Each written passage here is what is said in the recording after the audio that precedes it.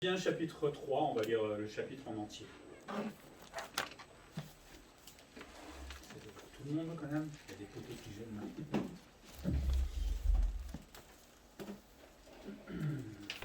Verset 1, à cause de cela, moi, Paul, le prisonnier de Christ pour vous, païens, si du moins vous avez appris comment je fais part de la grâce de Dieu qui m'a été confiée pour vous, c'est par révélation que j'ai eu connaissance du mystère sur lequel je viens d'écrire en peu de mots.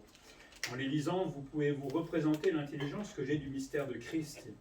Il n'a pas été manifesté aux fils des hommes dans les autres générations, comme il a été révélé maintenant par l'Esprit aux saints apôtres et prophètes du Christ.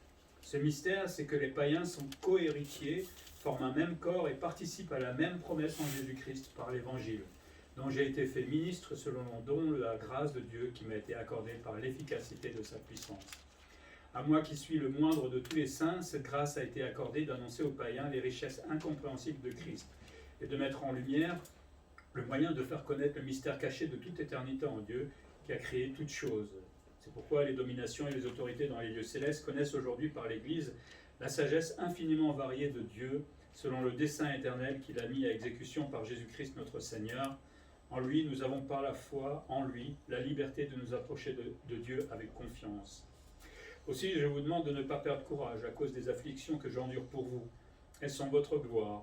À cause de cela, je fléchis les genoux devant le Père, de qui toute famille dans les cieux et sur la terre tire son nom, afin qu'il vous le donne selon la richesse de sa gloire d'être puissamment fortifié par son esprit dans l'homme intérieur, en sorte que Christ habite dans vos cœurs par la foi, étant enraciné et fondé dans l'amour, que vous puissiez comprendre avec tous les saints quelle est la largeur, la longueur, la profondeur et la hauteur, et connaître l'amour de Christ qui surpasse toute connaissance, en sorte que vous soyez remplis jusqu'à toute la plénitude de Dieu.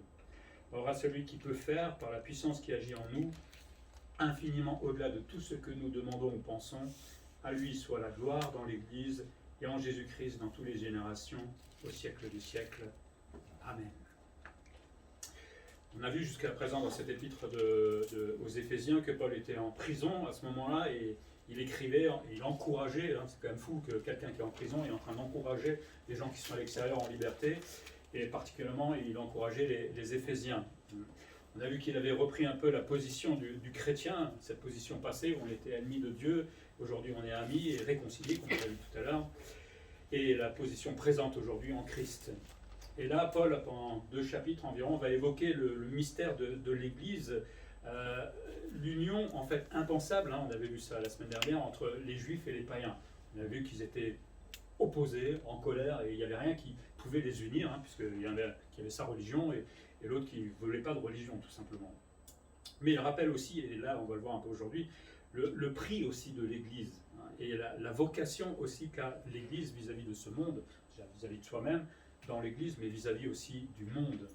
Et en même temps, j'ai envie de sortir de là le fait qu'on a une chance énorme, alors quelqu'un a prié dans ce sens-là, non seulement d'être gracié, mais de pouvoir faire partie de l'Église de Jésus-Christ. Je pensais qu'avec le mail que j'ai envoyé, on allait tous là ce matin, parce qu'on était tellement pressés de retourner à l'Église. Je suis déçu, quelque part. Mais bon, moi j'aurais dû refuser des gens, mais c'est pas grave. Mais quelle chance nous avons de faire partie de l'Église de Jésus-Christ. Donc l'Église est un mystère, comme il dit, versets 1 à 12, qui est caché de tout temps. Abraham, David, même Paul, avant qu'il ait la révélation, ne savait pas c'est quoi l'Église. De toute façon, l'Église commencera qu'à la Pentecôte. Donc avant, on n'avait pas l'idée de l'Église, même si Jésus en parlait un petit peu. Et la mission de Paul pour Christ, pour Christ, c'était justement d'annoncer plusieurs choses. On a dit qu'il était prisonnier à Rome, et en prison à cause de son service en tant qu'apôtre, et surtout à cause de l'opposition des Juifs, qui n'aimaient pas ce qu'il était en train de dire. Il va être attaqué à Jérusalem, on va être attaqué plusieurs fois, jugé à Césarée, et puis il va se retrouver à Rome, justement, pour une première fois, pour finir en prison pour le Seigneur. Mais Dieu le charge de révéler un mystère aux païens. Ça fait très mystérieux tout ça, c'est rigolo, mais il devait annoncer ce mystère qu'est l'Église, c'est-à-dire cette grâce qui était maintenant aussi communiquée, possible pour les païens. Jusqu'à présent, c'est les Juifs qui comprenaient cela, qui le vivaient, et puis c'est Pierre, le premier, qui va aller voir Corneille et qui va annoncer la grâce. Et Pierre n'a pas dit oui tout de suite, souvenez-vous. Pierre, il a dû d'abord être persuadé par le Seigneur pour dire, mais en mes termes, on va dire, mais pourquoi les païens ont le droit d'être sauvés? Pour lui, c'était incompréhensible à la base. Et pourtant, heureusement, imaginez, on n'aurait pas pu être sauvés. Et donc, dans le contexte, donc il dit c'est une grâce pour les païens, ce mystère qu'est l'Église, c'est une grâce pour les païens, et là, dans le contexte, c'est pour les Éphésiens, mais c'est aussi une grâce pour nous aujourd'hui, pour être sauvés. Et bien donc, parler de ce mystère, alors le mot mystère, c'est une vérité jusque-là inconnue pour les hommes. Pierre, quand ils étaient avec Jésus et tout ça, ils ne sont jamais imaginé l'Église. Peut-être qu'ils auraient pensé aux synagogues ou à ces choses-là comme ils faisaient jusqu'à présent, mais l'Église, personne n'y pensait, pas du tout. Mais le Seigneur avait prévu ça de bien avant que tout existe déjà. Au verset 2, quand il parle du mystère, il évoque la grâce, et puis au verset 6, il parle aussi de l'entrée en fait, des païens dans l'Église. On peut lier les deux, tout simplement. C'est que ce mystère, c'est que les païens et les Juifs vont entrer ensemble, unis dans l'Église. Le mystère, ce n'est pas que les païens puissent être sauvés, parce qu'on pouvait être sauvé dans l'Ancien Testament aussi. On pouvait faire partie du peuple de Dieu, même dans l'Ancien Testament. Pas comme aujourd'hui, comme en acceptant Jésus-Christ, etc. Mais on pouvait croire en Dieu et le servir tout simplement, et être sauvé. Mais là, il parle plutôt que les croyants juifs, païens, je parle bien des croyants chaque fois, païens et juifs, sont ensemble unis dans l'Église. Et tout cela, c'est par révélation qu'il l'a eu, Paul le dit. Alors, on n'aura plus de révélation comme ça aujourd'hui, de toute façon on a la Bible, donc on a tout déjà révélé. C'est par révélation que Dieu va faire comprendre cela à Paul, faire comprendre ce mystère. Alors ça fait un peu frimeur quand il dit il a l'intelligence du mystère de Jésus-Christ. Je ne pense pas qu'il le dise avec de l'orgueil derrière, c'est simplement qu'il sait que Dieu lui a donné la capacité de comprendre quelque chose, et il sait très bien que cette intelligence, ça ne vient pas de lui. Il ne s'est pas dit un jour en marchant tranquillement, en allant à Carrefour, ça n'existait pas à l'époque, tiens, et si on inventait l'Église? C'est Dieu qui lui a donné cette intelligence pour comprendre que maintenant, juifs et païens sauvés peuvent être unis dans l'Église. Ce mystère n'a pas été manifesté, comme il dit au verset 9, aux hommes du passé. Alors on pourrait se demander pourquoi. Parce que Dieu aurait pu prophétiser, peut-être dans l'Ancien Testament, des bribes de l'Église, etc. Il y en a qui le trouvent, mais ça n'existe pas, on est bien d'accord. Mais pourquoi il a caché ça? Voilà, je ne peux pas vous répondre. Mais en tout cas, c'était bien caché jusqu'au moment où il l'a révélé à Paul. Et ce mystère donc est révélé à Paul par le Saint-Esprit, mais pour que ça soit révélé, il fallait que le Saint-Esprit soit là. Et pour que le Saint-Esprit soit là, il fallait évidemment qu'on passe par la Pentecôte. Et la Pentecôte, c'est évidemment le début de l'Église. Même si ça n'a pas commencé tout de suite avec les païens, parce qu'il n'y avait que des Juifs à ce moment-là, mais au fur et à mesure, Paul va comprendre que les païens vont aussi intégrer l'Église. Le contenu de ce mystère, c'est que les croyants d'origine païenne deviennent co-héritiers. On a vu au chapitre 2, verset 19, on est déjà concitoyens, riches dans la grâce de Dieu. Maintenant, on devient en plus co-héritier.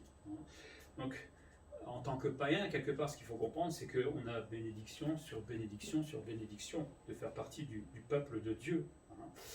Désormais, on a les mêmes privilèges que ces Juifs qui étaient dans le peuple de Dieu à ce moment-là.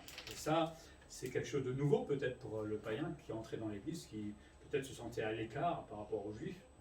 Mais aujourd'hui, on est égaux en fait dans les privilèges, dans tout ce qu'il y a dans l'Église. Autant Juifs et païens, nous partageons les mêmes choses. Quand on est concitoyen du ciel, quand on est co-héritier, tout ça, c'est, je sais pas, ça vous parle ou ouais, c'est des mots. C'est quand même formidable, non? Parce que peut-être que dans le plan de Dieu, il aurait pu dire, le peuple de Dieu, ce sera toujours les Juifs, et nous, on n'aurait pas pu intégrer l'Église. Je sais pas si vous vous rendez compte. Oui. Mais il a voulu que ça se passe comme cela. Et les païens donc deviennent, avec les Juifs, membres d'un même corps. Alors quand on est dans le même corps, il va falloir s'arranger les uns avec les autres. Déjà entre païens, on a du mal des fois à s'entendre, mais maintenant il faut le faire avec les Juifs aussi. Mais bon, normalement en tant que chrétien, on apprend à être plein d'amour et comprendre l'autre. Et donc il n'y a plus d'inimitié, comme on avait vu dans le chapitre précédent, entre les Juifs et les païens. Parce qu'on est tous sauvés par grâce. Dans le Juif à l'époque cherchait dans sa religion, la loi, etc. Mais là, il ne peut plus rien dire parce que finalement, on est tous sauvés par la grâce. Il faut étudier pour comprendre le passage de la loi à la grâce. Donc le peuple de Dieu est réuni aujourd'hui dans l'Église et l'unité existe justement pour des gens qui sont opposés.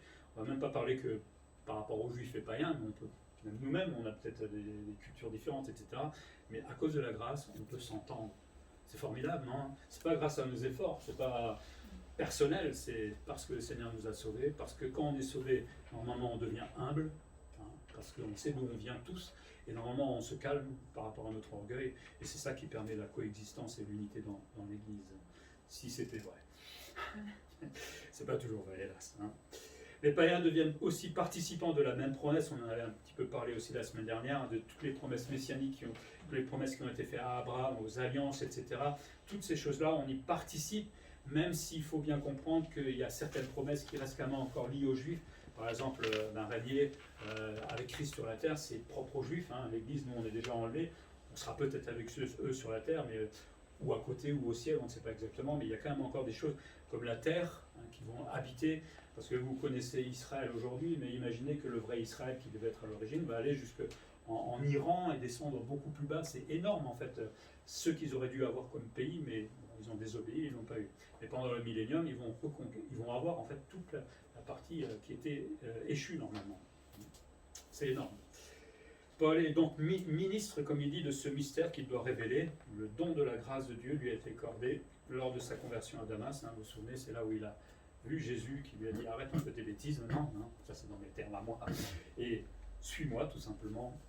Il doit à présent annoncer l'évangile parce qu'il est sauvé, et il le dit lui-même avec l'efficacité de la puissance de Dieu. Et quand il dit ça, c'est que, en fait, nous des fois on parle avec nos mots tout bêtes.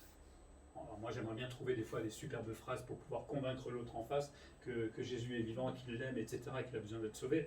Mais des fois dans la simplicité des mots, ajouter à ça la puissance de Christ, c'est ça qui change tout en fait. Hein. Moi, je peux parler en long et en large, mais si Dieu n'agit pas derrière, ça ne peut pas agir en fait. Hein. Et c'est ce qu'il dit avec l'efficacité de la puissance de Dieu.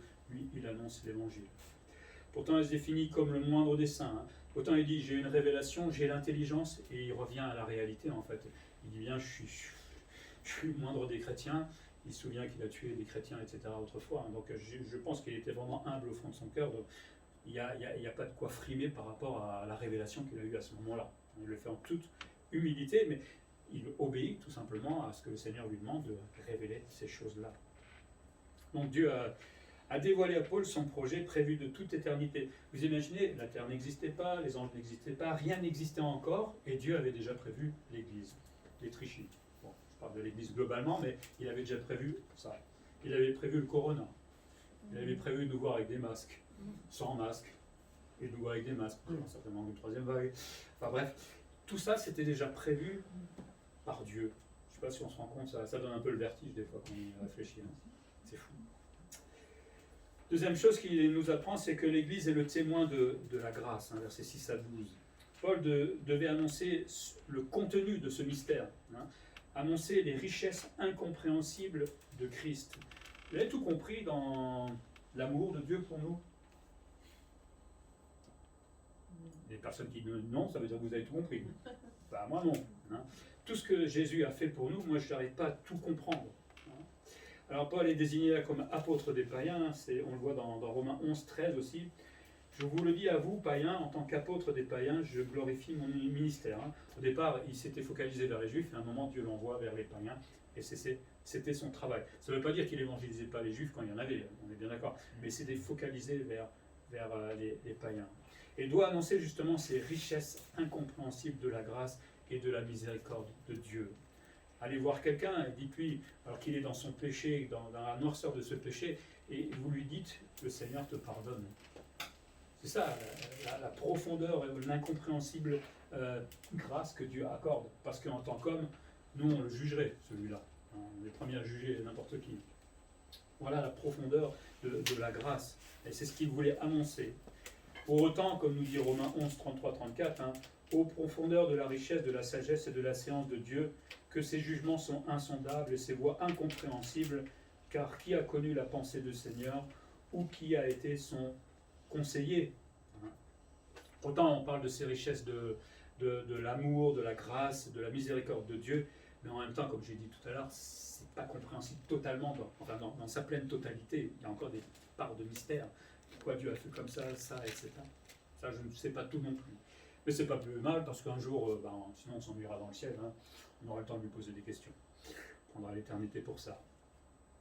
Et donc Paul, comme il dit, doit mettre en lumière le moyen de faire connaître ce mystère. Le mot moyen, là, c'est koinonia, je ne sais pas si ça vous parle, ça parle de communion, souvent fraternelle, hein, ou la participation, ou Darby traduit administration.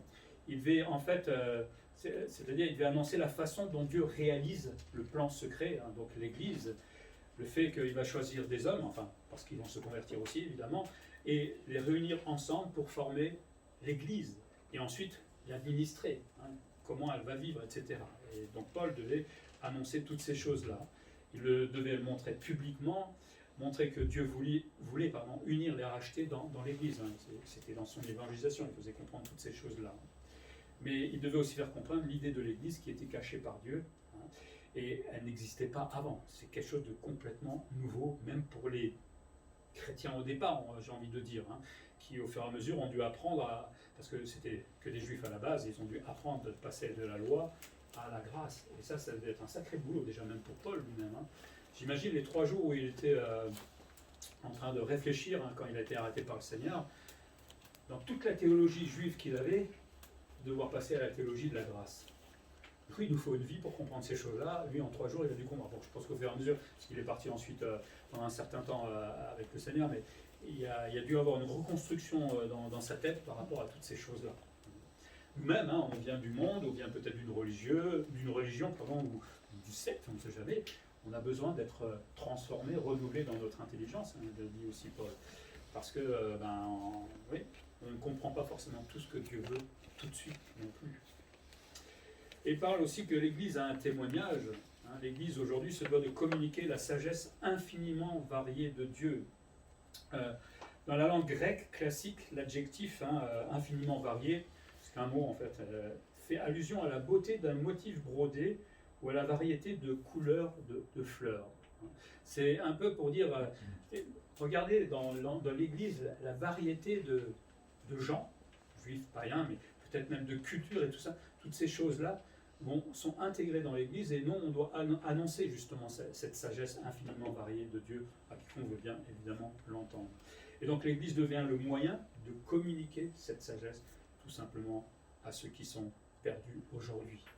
L'Église, c'est pas juste de venir le dimanche matin, hein. L'Église, c'est d'annoncer la parole de Dieu aussi. C'est là où je suis sur mon lieu de travail, c'est dans ma famille, etc. Ça, c'est aussi l'Église. C'est pas qu'un bâtiment, hein, ou un lieu où on adore le Seigneur. C'est vivant, en fait, l'Église. Ça travaille tout le temps. Et il dit, et cela devant les dominations et les lieux célestes. Hein, si vous connaissez Ephésiens 6.12, on en parlera un peu plus tard, mais ça se réfère en fait aux bons et aux mauvais anges qui, eux, sont témoins, hein, de tout ce qui se passe dans l'Église.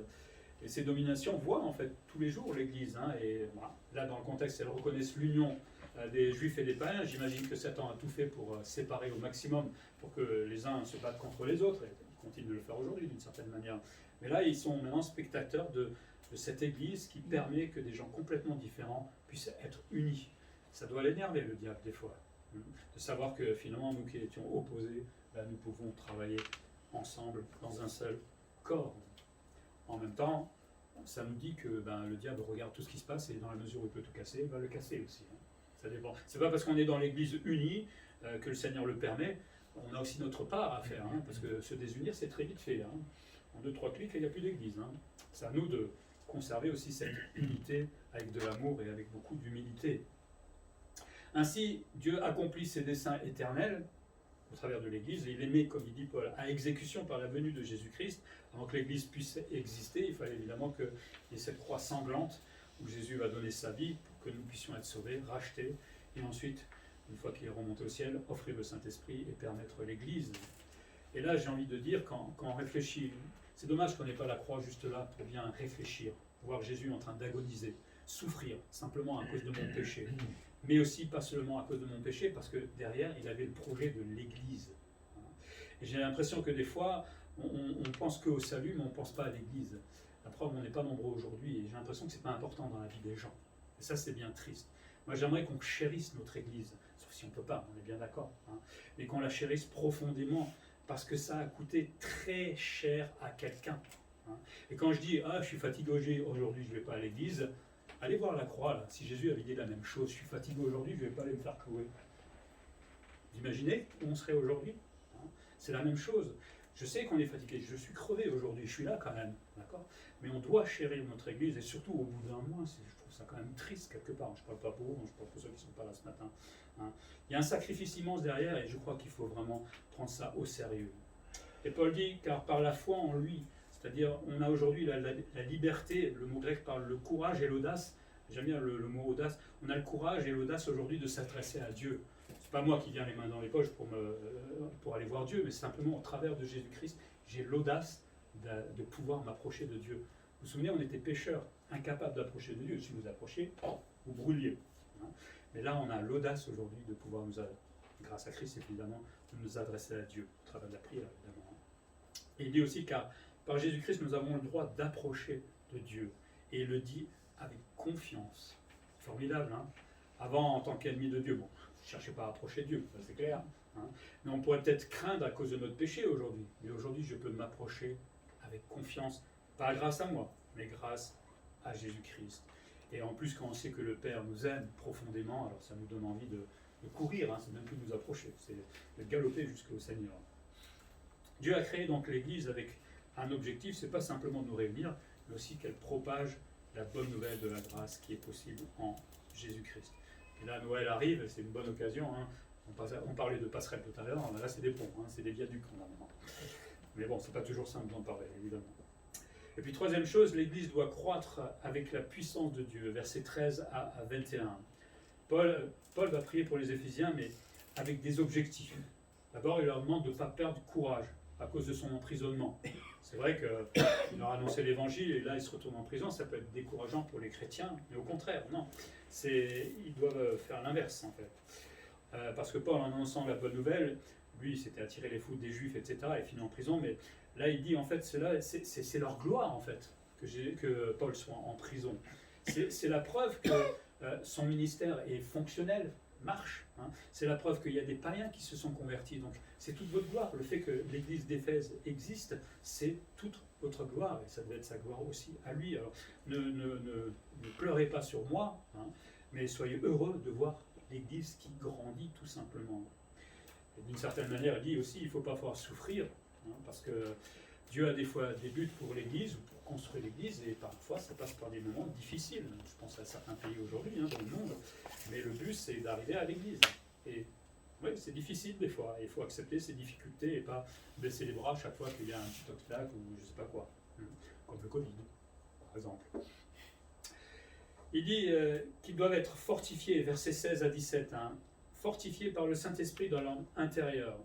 En d'autres termes, il est en train de dire, chérissez aussi cette véritable relation que vous pouvez avoir avec le Seigneur grâce au Saint-Esprit.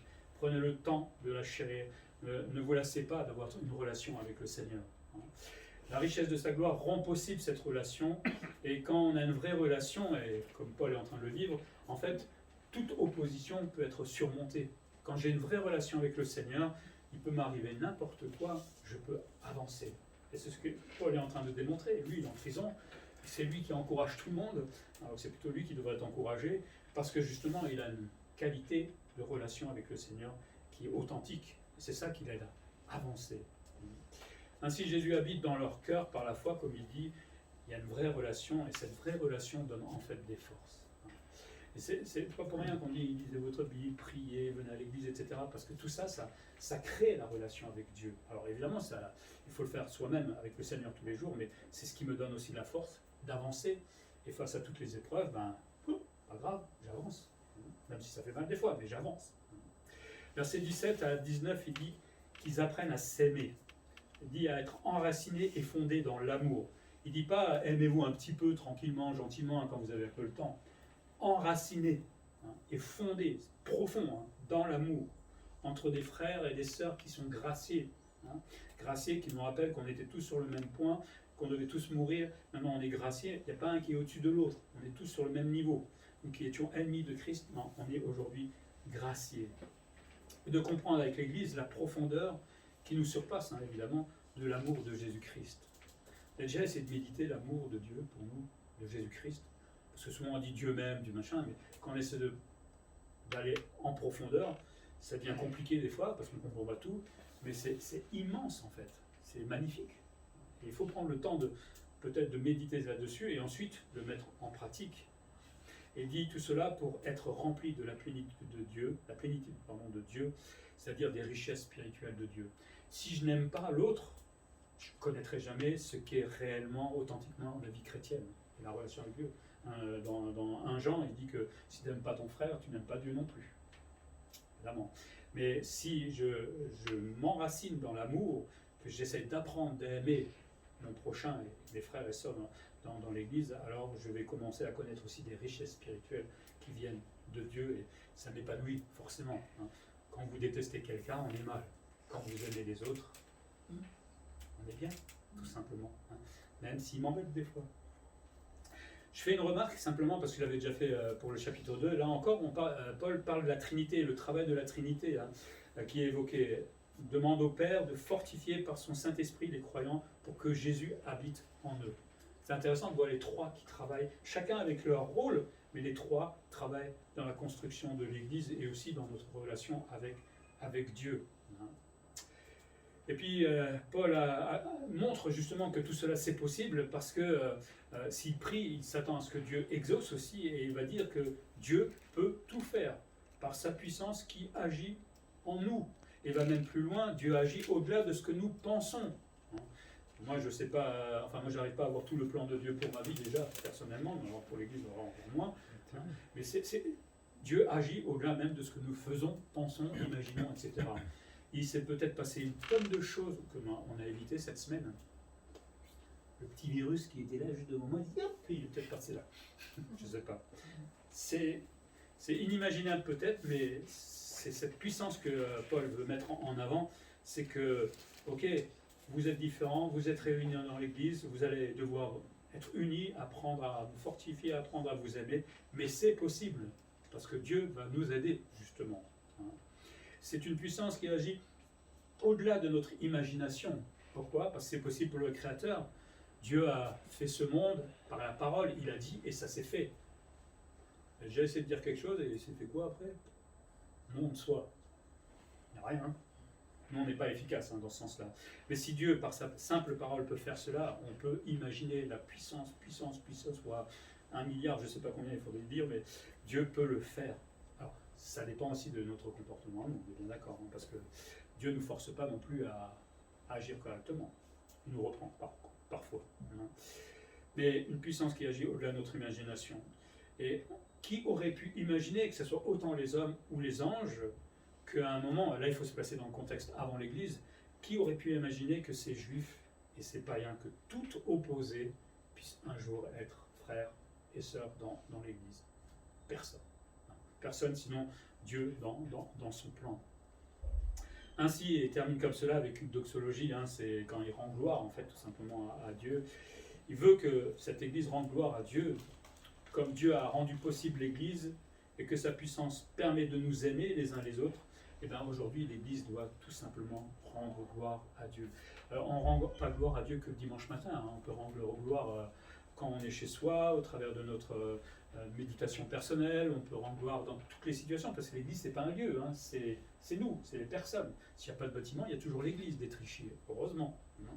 Mais on est là pour lui rendre gloire, ainsi qu'au Fils qui a donné sa vie pour le corps. Et il dit de le faire dans toutes les générations, au siècle des siècles, c'est-à-dire de façon intemporelle. Alors évidemment, on arrêtera de rendre gloire sur terre à un moment, puisque l'Église sera enlevée, mais on continuera à le faire, et là de façon parfaite, en étant bien réveillé, en forme, avec les bons mots, sans péché derrière, et on le fera devant Dieu. Vous avez déjà imaginé de vous retrouver devant Dieu et de louer? C'est bizarre quand même. Là on le fait par la foi, c'est vrai que c'est des fois délicat, mais là on sera en face du Seigneur qui sera sur son trône et on pourra l'adorer. Bon, je pense qu'on sera transformé complètement pour bien le faire, évidemment. Donc Dieu a créé l'Église pour qu'elle grandisse en maturité. Dieu a créé l'Église pas que pour qu'on soit là ensemble, qu'on fasse des agapes, etc. C'est pas un club, c'est un endroit où on se réunit et où il se passe quelque chose de vivant. Il y a des pierres vivantes pour œuvrer, d'abord personnellement, puisque je dois mûrir ensemble, en maturité, mais aussi grandir dans l'amour, et puis annoncer évidemment l'évangile à quiconque veut bien l'entendre. Pour terminer, le mystère de l'Église est révélé par Paul Le mystère de l'Église est révélé par Paul qui devait annoncer la grâce aux païens. Aujourd'hui, quelque part, le chrétien doit comprendre la chance, je l'ai dit tout à l'heure, de la grâce que l'on a, mais aussi d'intégrer l'Église. On est content d'être sauvé, mais beaucoup ne sont pas contents d'être dans l'Église, j'ai l'impression des fois. Ça ne les intéresse pas. Non. On devrait être heureux et faire partie de l'Église. Et d'être là aussi, et de faire l'effort d'être là. Parce que cette Église, elle est là, et Dieu l'a créée, c'est pas juste pour avoir une Église, un endroit où on soit ensemble. Comme on l'a dit, c'est parce que c'est dans cet endroit-là qu'on va apprendre à changer notre vie, à grandir, à mûrir, à se consoler les uns les autres, à se demander pardon. C'est dans cet endroit-là que les choses nous font tout simplement mûrir. Alors je peux grandir tout seul aussi un petit peu, mais c'est comme une braise. Une braise, quand vous la jetez loin du foyer, qu'est-ce qui se passe? Elle devient toute froide.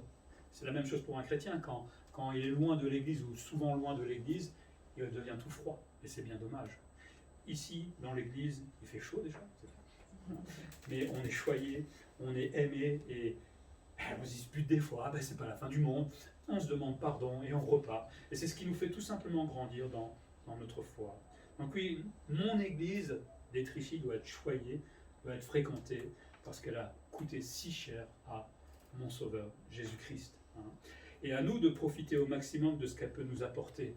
Et on n'en profite pas beaucoup, je trouve, dans cette Église. Il y a des enseignements, il y a la communion fraternelle, il y a l'entraide, il y a l'amour. Il y a tellement de choses à disposition qu'on n'utilise pas trop souvent. Il y a une étude biblique, je ne vois pas grand monde le vendredi soir. Je sais que certains ne peuvent pas, mais d'autres peuvent. C'est bien dommage. L'Église est là pour cela. C'est fait pour ça. Et que notre Église donc puisse être belle devant Dieu. Et comme dit Paul, une vraie lumière de ce monde. Aimons notre Église, faisons-la grandir par notre présence, par notre ministère, et que, comme elle grandit, elle puisse rayonner dans ce monde, et que nous puissions toucher les gens qui sont perdus aujourd'hui. Prions.